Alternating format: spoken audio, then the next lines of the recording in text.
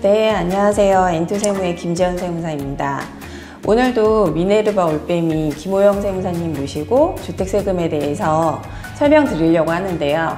오늘 주제는 재개발, 재건축 관련된 세금입니다. 세무사님 안녕하세요. 네, 안녕하세요. 반갑습니다. 네, 오늘도 나와주셔서 감사합니다. 네, 불러주셔서 감사합니다. 제가 얼마 전에 네. 또 친구한테 연락을 받았습니다. 일단 이 친구는 뭐가 문제냐면 지금 이제 재건축 들어가는 아파트의 조합원 입주권을 살려고 하고 있습니다. 근데 여기 사실 자기 부모님도 사세요. 그래가지고 아버님 거를 증여를 받을지 아니면 본인이 유상취득을 할지 이게 지금 고민인데 지금 이미 집이 있거든요. 이미 주택 가지고 있는 거예요? 네. 지금 갖고 있는 집도 강남구에 있고 요 재건축 아파트도 서초구에 있습니다. 그러니까 둘 다 조정지역이 되는 거죠. 그렇죠. 그래서 이 취득세가 중과가 될 것 같은데 혹시 이게 피하는 방법이 있다고 하던데 너가 알고 있냐 이렇게 연락이 왔어요. 여기에 대해서 제가 좀 정확하게 답변을 요청을 드립니다. 강남권 2주택자들은 이제 대부분의 사람들이 부러워하는 케이스인데 우선 본인이 강남에 집이 하나 있으니까 조정대상 지역에 1주택을 가지고 있는 거잖아요. 네, 맞습니다. 그 다음에 이제 부모님이 가지고 있는 재건축 진행 중인 서초구에 있는 주택. 그러니까 만약에 서초구에 있는 주택을 이제 주택 상태에서 취득하면 조정대상 지역 2주택이잖아요. 그 2주택이 되면은 취득세가 중과가 되죠. 8.8% 정도 중과가 되는 거고요. 맞아요. 그 다음에 만약에 그 부모님의 주택을 조정대상 지역에 있는 주택을 증여로 취득하면 어떻게 되는 거냐. 증여로 취득하면 취득세가 더 많이 나옵니다. 부모님이 1세대 2주택 이상이잖아요. 그리고 조정대상 지역에 있는 주택을 이 주택 중에서 공시가격 3억 이상 주택을 증여로 취득하면 취득세가 12%입니다. 오히려 유상취득보다 취득세가 더 많이 나오는 거죠. 이 경우에 이제 그 친구분이 그 부모님의 주택을 이제 재건축 진행 주택을 가져오려고 할 때 유일하게 취득세를 절세하는 방법은 딱 하나밖에 없습니다. 우선은 이 취득세에서 이제 그 주택이 토지로 바뀌는 시점 있잖아요. 그게 멸실되는 시점이잖아요. 그러니까 멸실된 이후에 매매나 증여로 취득하면은 주택을 취득하거나 증여받은 게 아니잖아요. 결국 토지를 취득하거나 증여받은 거거든요. 그러면 취득세 중과 규정이 적용되지 않고 토지분 취득세, 취득했을 때는 4%, 또 지방교육세, 농특세 포함하면 4.6%고요. 증여로 취득했을 때는 3.5%에다가 지방교육세, 농특세 합하면 4%. 그러니까 이제 멸실된 이후에 취득하거나 증여받는 게 취득세 절세의 지름길입니다. 근데 저희가 양도세에서는 관리처분 인가 이후에는 조합원 입주권으로 보잖아요. 그런데 취득세에서는 주택이 멸실돼야지만 이제 토지로 바뀌는 걸로 그렇게 보는 거네요. 그렇죠. 이게 초보자들이 많이 실수하는 내용인데요. 양도세에서 입주권으로 바뀌는 시기하고 취득세에서 입주권으로 바뀌는 시기가 서로 다릅니다. 이 차이점을 잘 구분하셔야 되는데 양도세의 경우에는 재개발, 재건축은 관리처분 인가가 나면 입주권으로 바뀌는 거고요. 취득세는 관리처분 인가 났다고 해서 바로 그 입주권을 보는 건 아니고요. 관리처분 인가가 나도 계속 주택으로 기능하고 있잖아요. 그때까지는 계속 주택으로 보다가 멸실된 시점부터 그때부터는 주택이 아닌 토지, 즉 입주권의 취득으로 보는 겁니다. 입주권으로 바뀌는 시기가 양도세와 취득세가 다르다. 좀 구분을 하셔야 될 것 같습니다. 우선 이제 멸실돼 버리면은 큰 차이는 없고요. 멸실돼 버리면 둘 다 이제 중과가 안 되니까. 근데 멸실되기 전이다. 전이라고 했을 때는 이제 증여보다는 유상취득이 나올 수도 있다는 거죠. 그러면은 이 친구가 이제 입주권을 뭐 증여든 유상취득이든 해서 샀어요.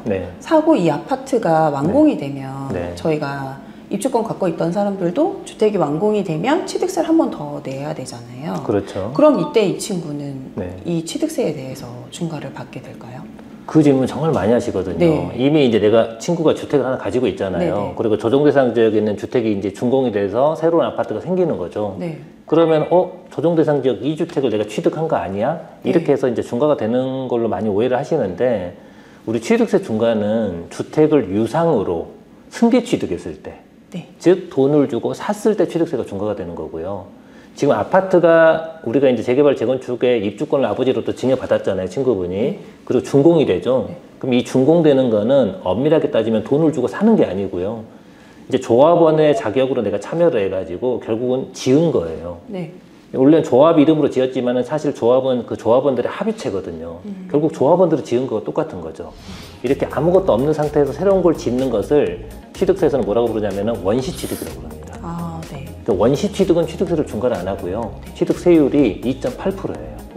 거기에 지방교육세가 0.16%가 더 붙고, 뭐 국민주택 규모 초과다 그러면 농특세가 0.2%가 더 붙거든요. 근데 만약 국민주택 규모 이하면은 2.96%, 네. 국민주택 규모 초과면은 3.16%. 근데 과세 표준은 뭐가 되냐면은 건축비. 네. 그 건물의 건축비 있잖아요. 네네. 그 건물의 건축비 중에 내 지분 해당분 거기에다가 2.96% 또는 3.16%를 곱해가지고 원시취득분 취득세를 내는 겁니다. 그러니까 준공됐을 땐 절대 중과가 없습니다. 네, 거의 1주택자 유상취득세랑 거의 비슷한 수준이네요. 그렇죠. 네. 네. 그러니까 결국 아버지가 주택을 처분하지 않은 상태에서 멸실된 후에 아버지의 주택을 엄밀히 말하면 입주권이죠. 그렇지. 입주권을 이제 증여를 받게 되면 취득세 중과를 피할 수 있다. 네. 그리고 증여받은 입주권으로 주택이 완공됐을 때도 이거는 원시취득에 해당하기 때문에 취득세 중과가 없다. 그렇습니다. 이렇게 답변해 주면 되겠네요. 네, 정확합니다. 네, 감사합니다. 네. 방금 이제 지금 재개발, 재건축 아파트 설명을 하시면서 환지 개념 얘기를 좀 해주셔야 될 것 같은데, 네. 이 환지 개념이 사실 좀 낯설잖아요. 그렇죠. 네. 재개발 예정 주택을 취득을 해서 신축 주택이 완공이 됐을 때, 준공이 됐을 때 바로 등기가 나고 팔 수 있을까요? 사람들이 이걸 굉장히 많이 물어보시거든요. 네. 얼마 전에 그 둔촌주공이 재건축돼가지고 네. 올림픽파크 포레온이 준공이 됐거든요. 작년 11월에 준공이 됐는데 준공된 이후에 그 올림픽파크 포레온 근처에서 영업하시는 중개사님들이 저한테 문의 전화를 굉장히 많이 하셨어요. 네. 준공되고 나서 등기는 바로 안 납니다. 등기는 언제 나냐면은 이제 준공일 이후에 관리처분 총회를 열어요. 관리처분 총회에서 이제 이 전체 사업에 대한 조합원들의 승인이 끝나면은 이종구시가 나고 이종구시가 나야 등기가 나거든요. 네. 근데 통상 이종구시가 빨리 나야 한 1년 정도 걸리고요. 좀 조합이 좀 분쟁이 많거나 조합은 숫자가 많잖아요. 네. 그러면 2년, 3년 걸리는 조합도 되게 많아요. 그러니까 등기가 굉장히 늦게 나잖아요. 네.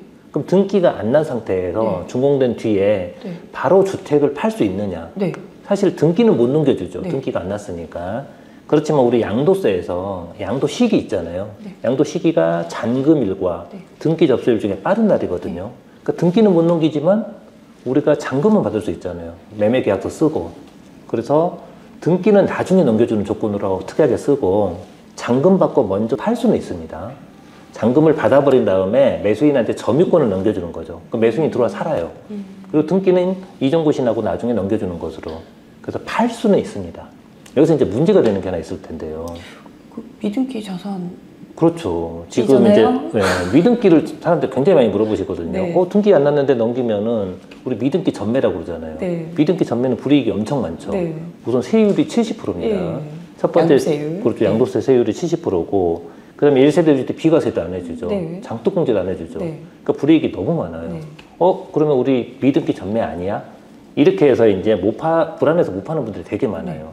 그런데 우선 첫 번째 준공되고 나서 재개발 재건축 주택이 준공되고 나서 등기가 안 난 상태에서 파는 게 미등기냐? 미등기 아닙니다. 왜냐하면 법적으로 지금 등기가 안 되는 거잖아요. 나는 등기하고 싶어도 이게 할 수가 없죠. 법적으로 이제 등기가 불가능한 자산을 파는 것은 미등기 전매는 이제 보지 않고요. 두 번째, 여기서 이제 환지 개념이 되게 중요한데요. 환지가 뭐냐면은 재개발 재건축이 진행되는 구역이 옛날 주택을 가지고 있는 분들이 있죠. 이분들이 재개발 재건축이 진행되면은 내 주택을 조합에 넘겨줍니다. 네. 소유권 조합으로 넘어가죠. 그러다가 사업이 끝나면은 새 아파트를 조합으로 또 돌려받죠. 이거를 환지라고 그래요. 근데 이때 환지가 적용이 될 때 중간에 소유권이 조합으로 넘어가잖아요.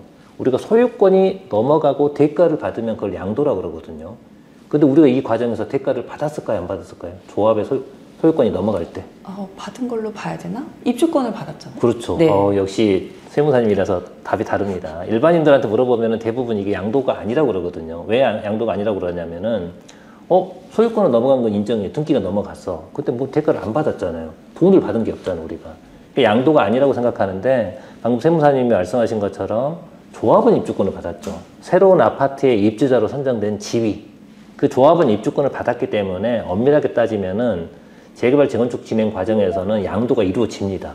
근데 여기다가 양도세 부과해버리면은 재개발 재건축을 누가 찬성하겠어요? 양도세 낼 돈이 하나도 없잖아요. 그래서 그 소득세법 88조에 보면은 양도의 정의가 있는데요. 양도의 정의에 밑에가 무슨 규정이 있냐면은 환지는 양도로 보지 않는다. 이렇게 규정을 해놨습니다. 그러니까 재개발 재건축 과정에서 내 물건을 조합에 줬다가 새 아파트로 받는 과정에 이걸 환지라고 그러는데 이 환지 과정에서 엄밀하게 따지면 양도가 이루어진다고 그랬잖아요. 그렇지만 이걸 양도로 안 본다는 거예요. 이걸 양도로 안 보면 어떤 논리가 성립하느냐. 내가 가지고 있는 주택을 조합에 줬다가 새 아파트 돌려받잖아요. 이 새 아파트는 새로운 취득이 아니에요. 만약에 이게 새로운 취득이 돼버리면은 내가 조합에 소유권을 넘겨줬다가 취득한 게 되는 거잖아요. 그런데 환지가 적용이 되면 이건 새로운 취득으로 안 보고 내 종전주택, 옛날 구주택이 연속된 걸로 봐줍니다. 연속된 걸로 봐주면 이제 무슨 논리가 성립하냐면은 새 아파트의 취득일 있죠. 새 아파트가 준공돼서 취득을 했는데 이 취득일이 언제냐? 준공일이 아니고 옛날 주택의 취득일이 새 아파트의 취득일이 되는 겁니다. 네. 이게 굉장히 양도세에서 중요한 개념이거든요. 이걸 이제 바탕으로 제가 이 실제 사례를 하나 좀 설명드려 볼게요. 네. 이 그림을 한번 먼저 보겠습니다. 그림을 보시면은 2012년 3월에 납세자가 A주택을 하나 취득을 했어요. 네. 그리고 이 주택이 17년 3월에 관리처분 인가가 나서 조합원 입주권으로 바뀌겠죠. 네. 그리고 서울 같은 경우에는 17년 8월 3일에 조정대상 지역으로 지정된 걸로 보거든요. 그러니까 이 구주택은 조정대상 지역 지정 전에 샀고 이게 관리처분 인가로 입주권 바뀌고 2025년 1월에 준공이 됐습니다. 네. 그리고 아직 등기가 안 난다고 그랬잖아요. 네. 준공되고 바로 등기가 나는 건 아니고 이전고시 나고 등기가 나는데 준공된 다음에 바로 2달 있다가 이 사람이 잔금 받고 이 A주택을 팔아버렸어요. 새 아파트를. 이때 이제 많이 물어보는 게 이 새 아파트가 1세대 1주택 비과세가 적용이 되느냐 안 되느냐. 보통 이제 사람들이 많이 겁내는 게 준공된 날이 새 아파트의 취득일. 그렇게 많이 생각하거든요. 왜냐하면 이때 등기가 안 났으니까 이제 준공된 날을 취득일로 보는 거죠. 네. 그럼 준공된 날로부터 2개월 만에 팔아버렸잖아요. 네. 그럼 우리 1세대 주택 비과세 받으려면은 2년 보유해야 되죠. 네. 근데 2년 보유도 안 하고 2개월 만에 팔았을 때 비과세가 되는 거냐? 요거는 비과세가 됩니다. 네. 왜 비과세가 되는 거냐? 아까 관리처분 인가 전에 구주택을 샀다가 이걸 조합에 넘겨주고 사업이 끝나고 새 아파트를 돌려받으면 이걸 환지라고 그랬잖아요. 네. 환지가 적용이 되면은 이 새 아파트의 취득일은 준공일이 아니고 구주택의 취득일. 이 사례에서는 2012년 3월 1일이 되는 겁니다. 네. 그럼 2012년 3월 1일부터 이 새 아파트의 보유 기간을 계산하거든요. 그럼 이미 2년 지났죠. 보유기간이 정확하게 2012년 3월 1일부터 네. 관리처분 계획 인가가 날까지로 해서 주택의 보유기간을 따지는 건가요? 아닙니다. 이 새 아파트는 네. 옛날 주택이 연속된 걸로 봐주니까 2012년 3월 1일부터 네. 양도일까지 2025년 3월까지 이때까지 보유기간을 다 더해줍니다. 아, 네. 네. 그러면 이제 우선 2년 보유기 요건은 충족했죠. 네. 근데 우리 1세대 주택 비과세여부 따질 때 취득할 당시에 조정대상 지역이면 2년 거주요건도 따지잖아요. 네. 근데 만약에 이 준공일 당시에 여기가 뭐 강남구나 서초구나 용산구 네. 또는 송파구 이렇게 조정대상 지역이었다고 한번 가정해 볼게요. 그럼 준공될 때 조정대상 지역이니까 2년 거주해야 되는 거 아니야? 이렇게 물어볼 수도 있거든요. 근데 이 사람이 거주를 안 했잖아요. 준공되고 2개월 만에 팔아버렸으니까. 그래도 이 사람은 거주요건 안 갖춰도 비과세가 가능합니다. 왜 그러느냐? 이 새 아파트는 준공일을 새롭게 취득한 게 아니고 옛날에 취득한 A주택이 연속된 걸로 본다고 그랬잖아요. 그럼 A주택이 연속된 걸로 보는데 이 A주택의 취득일은 2012년이죠. 그럼 2012년은 조정대상 지역 지정 전이잖아요. 그러니까 거주 요건이 없으니까 이 아파트는. 그래서 이 경우에는 2년 보유도 이미 다 채웠고 2년 거주 요건도 적용되지 않기 때문에 네. 바로 1세대 1주택 비과세가 가능하다. 되고. 네, 심지어 등기가 안 났어도 비과세가 가능하다는 겁니다. 네. 그래서 제가 아까 그 둔촌주공 사례 얘기 네. 말씀드렸잖아요. 올림픽파크 포레온으로 준공되고 이 내용을 아는 분들은 그때 팔았어요. 네, 준공되자마자. 준공되자마자. 네. 그런데 이제 이 내용을 모르는 분들은 나 등기 안 났으니까 비과세가 안 되나 봐. 네. 그리고 못 팔고 있었죠. 네. 못 팔고 있어가지고 다시 이제 세를 줬죠. 네. 그럼 2년 이제 전세를 줬잖아요. 네. 그리고 팔고 싶어요. 근데 전세 세입자가 뭘 쓰겠어요? 갱신권 써버리잖아요. 네. 계약갱신권. 그럼 이제 2년 또 지나죠. 네. 그럼 이제 4년 뒤에 팔 수 있는 겁니다. 그러니까 저 네. 얼마 전에 네. 이 둔촌 주공 아파트 등기가 네. 안 난 상태에서 네. 상속을 받으신 분이 있었어요. 상속. 네. 근데 상속 등기를 하고 싶은데 네. 원래 원시취득에 대한 등기도 안 났다 보니까 그렇죠. 상속 등기도 할 수가 없는 거예요. 그죠. 등기도 안 되죠. 그래서 이분이 저한테 네. 이거 근데 우리는 형제가 6명이라서 네. 그냥 팔아서 깔끔하게 정리하기로 했는데 이거 네. 팔 수는 있는 거냐 네. 문의하신 적이 있거든요. 네. 그럼 이분도 당연히 팔 수 있죠. 팔 수 있고 네. 상속 등기 못 하더라도 네. 문제 없는 거네요. 그분 같은 경우에는 네. 좀 특이한 케이스긴 한데 네. 원래 당장은 등기가 안 나잖아요. 네. 그렇지만은 잔금을 받으면은 팔 수는 있습니다. 네. 매수인 그래서 매수인한테 점유권을 넘겨주는 네. 거죠. 매수인이 들어와 살고 있다가 네.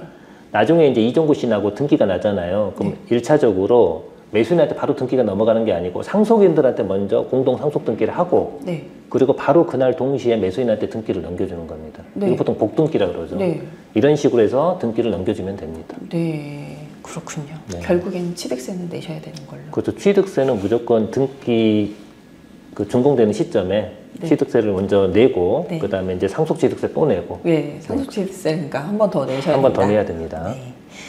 그런데요, 선생님. 네. 제 친구의 경우에는 주택을 갖고 있는 게 아니라 네. 지금 입주권이 된 상태에서 증여로 취득을 할 거잖아요. 네. 그럼 이런 경우에는 이 사람도 준공된 후에 비과세가 될까요?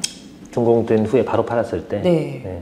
만약에 이제 친구분이 네. 주택이 없는 상태에서 네. 부모님으로부터 입주권 하나 증여를 받았다고 가정해 네. 볼게요. 또는 입주권을 돈을 주고 사는 경우도 똑같습니다. 네. 이제 입주권을 가지고 있다가 새 아파트를 취득하는 사람하고 네. 아까 사례처럼 관리처분 인가 전에 구주택을 가지고 있다가 새 아파트를 취득하는 사람하고 세법상 취득이 완전히 달라집니다. 어떻게 달라지냐면은 관리처분 인가 전에 구주택을 가지고 있다가 이게 새 아파트로 준공이 되면은 이 환지 개념이 적용된다고 그랬죠. 네. 그럼 새 아파트의 취득일은 구주택의 취득이라고 그랬고요. 근데 문제는 입주권을 취득하는 분들도 있죠. 네. 아까 친구분처럼 네. 입주권을 증여로 취득했거나 매매로 취득한 분들. 이 조합원 입주권이 재개발 재건축의 이제 공사 진행으로 새 아파트로 바뀌잖아요. 네. 그럼 그 새 아파트의 취득일은 언제로 보냐면은 준공일로 봅니다. 네. 정확하게 사용 승인일로 봅니다. 네. 그러니까 이제 입주권으로 취득했느냐 아니면 관리처분 인가 전에 구주택을 취득했는지에 따라서 이 취득 시기도 달라지고 그다음에 거주 요건도 달라지고 보유기간 계산도 달라진다. 완전히 바뀌어요. 완전히 똑같은 달라져요. 집인데 네. 완전히 양도세가 바뀌는 거네요. 네. 제가 이 유사한 사례에서 가장 이제 최악의 사례를 한번 소개해 드릴게요. 얼마 전에 제가 블로그에도 썼었는데 구주택을 취득한 게 아니고요. 조합원 입주권을 이제 승계 취득한 분 사례거든요. 이분이 한 2017년 정도에 조합원 입주권을 샀어요. 그리고 23년에 이 조합원 입주권이 새 아파트로 준공이 됐습니다. 그리고 준공되고 나서 이분은 이렇게 생각하신 거예요. 조합원 입주권을 2017년에 샀잖아요. 그 2023년에 새 아파트로 준공이 됐으니까 6년 이상 보유했죠. 그러니까 보유 기간이 최소 2년 이상은 지났으니까 나는 단기양도 중과는 안 되겠지. 이러고 나서 준공되고 나서 바로 잔금 받고 팔아버렸어요. 그래가지고 이분은 단기양도 중과가 아니라고 생각하고 이분이 양도세 나름 공부하신 분이거든요. 그래서 기본세율로 양도세 신고를 했습니다. 본인 스스로. 본인 스스로요? 네. 그때 이제 세무서에서 연락이 온 거죠. 네. 단기양도 중과라서 세율이 70%에 지방세 77%까지 해서 77%다. 근데 이분이 양도 차익도 굉장히 컸거든요. 네. 그래가지고 가산세 포함해서 엄청난 세액을 추징당한 분이 있습니다. 네. 그리고 저한테 이제 억울하다고 방법이 없냐고 이제 불복을 문의하셨는데 사실 방법이 없잖아요. 네. 그러니까 꼭 팔기 전에 좀 문의를 해봤으면 좋았을 텐데 팔고 나서 이렇게 전화 오는 분들은 이제 답이 없습니다. 네. 제가 지난번에도 말씀드렸지만 항상 세금은 액션 취하기 전에 네. 상담을 받으셔야 됩니다. 네. 너무 안타깝네요. 그렇죠. 저런 분들 보면 참 안타까운데 저런 분들이 생각보다 너무 많습니다. 네. 세무사님 그런데요. 네. 그 조합원 입주권은 사실 세법상 부동산이 아니고 네. 부동산을 취득할 수 있는 권리잖아요. 그렇죠. 그래서 주택 양도세랑 좀 다를 거라고 생각을 많이 하시는데 네. 이 부분에 대해서 좀 설명을 해주시겠어요? 네. 우선 조합원 입주권 관련해서 이제 크게 이슈되는 게 세 가지가 있거든요. 첫 번째가 이제 조합원 입주권을 팔았을 때 단기 양도가 적용되는 거냐 안 되는 거냐. 두 번째가 조합원 입주권도 장독공제를 적용해 주는 거냐 안 해주는 거냐. 그리고 세 번째가 조합원 입주권을 팔면 1세대 1주택처럼 비과세를 해주는 거냐 안 해주는 거냐. 이 세 가지 간단하게 좀 설명드릴게요. 네. 좀 전에 그 사례에서 제가 간단하게 설명을 드렸는데 원래 입주권을 팔 때 네. 입주권을 팔 때 이제 주택을 상태에서 취득해가지고 입주권을 팔잖아요. 그러면 이 입주권의 단기양도 여부를 따질 때 보유기간은 입주권으로 바뀌는 시점부터 계산하는 게 아니고요. 구주택 취득일부터 계산합니다. 입주권으로 바뀌는 시기부터 계산하면 과거에 주택으로 보유했던 기간이 다 없어지는 거잖아요. 그러지는 않고 구주택 취득일부터 입주권의 양도일까지 기간이 2년이 넘었다. 그러면은 단기양도 중과는 안 되는 거고요. 두 번째, 원래 우리 장기보유 특별공제는 조문에 뭐라고 돼 있냐면은 토지나 건물을 팔았을 때 장기보유 특별공제를 해준다고 돼 있거든요. 그리고 최소 3년 이상은 보유해야 되죠. 근데 조합원 입주권은 토지나 건물은 아니죠. 그래서 원래 조합원 입주권 장독공제를 안 해줬어요. 근데 사실 조합원 입주권을 판 사람들 너무 억울하겠죠. 과거에 주택으로 내가 한 20년 가지고 있었어요. 그리고 관리처분인가 나고 그 다음에 팔았다고 장독공제를 안 해준다. 이거 억울한 일이 어디 있어요. 맞아. 그래서 지금은 조합원 입주권도 장독공제를 해주긴 해주거든요. 다만 조합원 입주권으로 바뀌는 시기가 관리처분계획 인가일이죠. 그럼 관리처분계획 인가일까지 보유기간만 장독공제 해줍니다. 그럼 1세대 1주택이면 보유기간 4%, 거주기간 4%, 80% 그 공제 받을 수 있는 건가요? 장독공제 표 2의 공제를 말씀하시는 거잖아요. 장독공제 표 2의 공제율도 나중에 이제 좀 이따 설명드리겠지만은 입주권이 비과세요건을 갖췄다. 그러면은 똑같이 장독공제 표 2의 공제율도 가능합니다. 입주권을 팔았을 때도. 그 다음에 이제 세 번째, 입주권을 팔았을 때 비과세가 가능하냐. 우리가 흔히 이제 비과세 대명사가 1세대 1주택이잖아요. 근데 입주권은 주택이 아니라고 그랬죠. 그러니까 주택이 아니니까 1세대 1주택 비과세는 적용을 못 받습니다. 그래요? 네. 그러니까 억울하죠. 아까 좀 전처럼 한 20년 동안 내가 집 한 채를 가지고 있었어요. 그리고 이 주택이 재개발, 재건축되면서 관리처분 인가로 조합원 입주권을 바뀌었거든요. 근데 어제까지 주택이었는데 오늘 관리처분 인가 나서 입주권 바뀌었죠. 그리고 오늘 팔면은 이제 주택이 아니라고 비과세를 안 해줘. 너무 억울하잖아요. 그래서 지금 소득세법 89조 1항 4호에 보면은 조합원 입주권 양도 시 비과세 규정이 있습니다. 그럼 언제 어떻게 팔아야 조합원 입주권 비과세를 받을 수 있는 거냐? 첫 번째 요건이 우선은 관리처분 인가일까지 비과세 요건은 갖춰야 돼요. 관리처분 인가일까지 비과세 요건이 뭐냐면은 2년 보유. 2년 보유는 꼭 해야 되고요. 만약에 구주택을 취득할 당시 조정 대상 지역이었다. 그럼 2년 거주까지 갖춰야 되겠죠. 그렇게 2년 보유 또는 2년 거주 요건을 갖춘 상태에서 이게 입주권으로 바뀌고 이 입주권 양도 당시 다른 주택이나 다른 입주권이 하나도 없다. 그러면 이건 입주권도 비과세를 해줍니다. 원래 주택이었을 때 당연히 1세대 1주택 비과세였잖아요. 비과세 요건을 다 갖추고 있었으니까 입주권으로 바뀐 상태에서 그 입주권 하나만 가지고 있어도 비과세 해주겠다. 이건 사실 당연한 거죠. 당연하지만은 주택이 아니니까 1세대 1주택 비과세 규정을 못 받잖아요. 그래서 별도로 조합원 입주권 비과세 규정을 하나 만들어준 거고요. 그 다음에 이제 또 하나의 비과세 사례가 하나 있는데 어떤 사례냐면은 구주택이 입주권으로 바뀌었어요. 그리고 비과세 요건을 갖춰서 원래 이 상태에서 팔면 비과세였는데 이 사람이 바로 판 게 아니고 다른 주택을 하나 더 사버렸어요. 그럼 다른 주택 하나 더 사고 나서 몇 년 안에 입주권을 팔면 비과세 해주냐면은 3년 안에 팔면은 비과세를 해줍니다. 뭔가 일시적 2주택. 그렇죠. 일시적 2주택하고 조건이 똑같죠. 정전주택 가지고 있는 자가 싱글주택 사고 3년 안에 정전주택 팔면은 일시적 2주택 비과세 해주잖아요. 근데 비과세 요건을 갖춘 입주권을 가지고 있는 자가 신규주택을 하나 사고 신규주택 산 날로부터 3년 안에 입주권을 사도 일시적 2주택 개념을 차용해가지고 입주권 비과세를 똑같이 해줍니다. 그러니까 입주권도 비과세가 이제 가능하다는 거.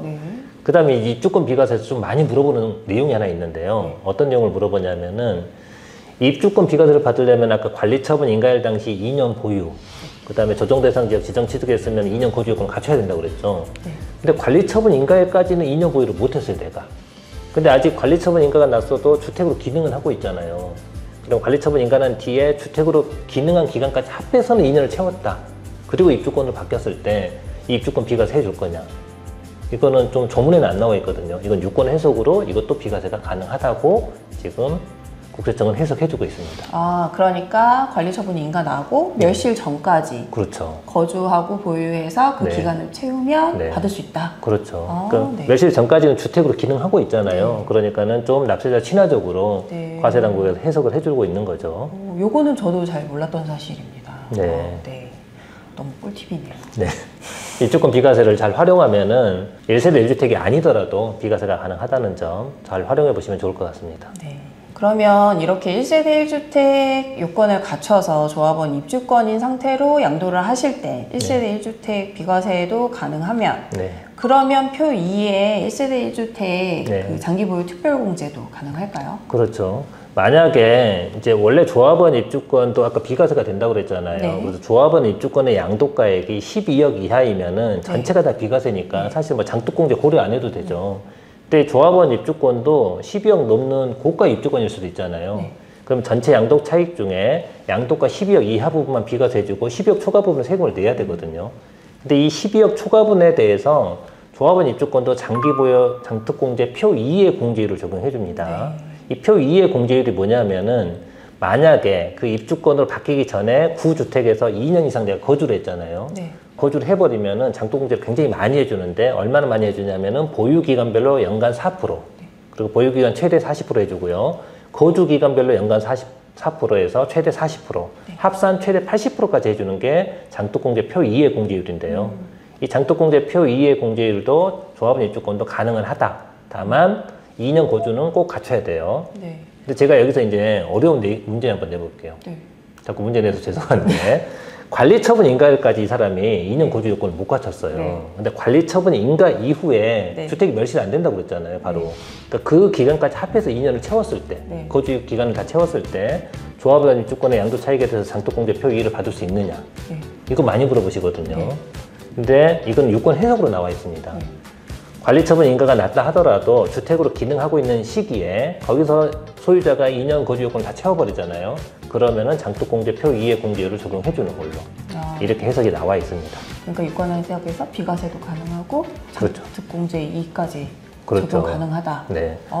너무 누가 내셨는지 정말 너무 훌륭하신 분이지. 사실은 이제 그렇게 내는 게 저는 합리적이라고 보는데 과세 당국에서 적정하게 내준 거죠. 관리처분 인가 이후에도 주택으로 기능을 하면은 실질과세 원칙상 주택이잖아요. 그러니까 그때 보유 및 거주 기간까지 포함해서 비과세 판단을 해주고, 그다음 장독공제 표 2의 적용 공제율을 적용받으려면 2년 거주도 해야 되는데 관처일 이후에 주택으로 기능한 시기에 거주한 기간까지 포함해서 거주 요건을 계산해준다. 너무 어떻게 보면 합리적인 내용입니다. 네, 세무사님 오늘도 너무 좋은 말씀 감사합니다. 재개발, 재건축 세금이 사실 굉장히 많잖아요. 오늘 하루로 끝날 수 없고 한 번 더 설명을 해주셔야 될 것 같습니다. 그럼 다음 시간에 또 뵙겠습니다. 감사합니다.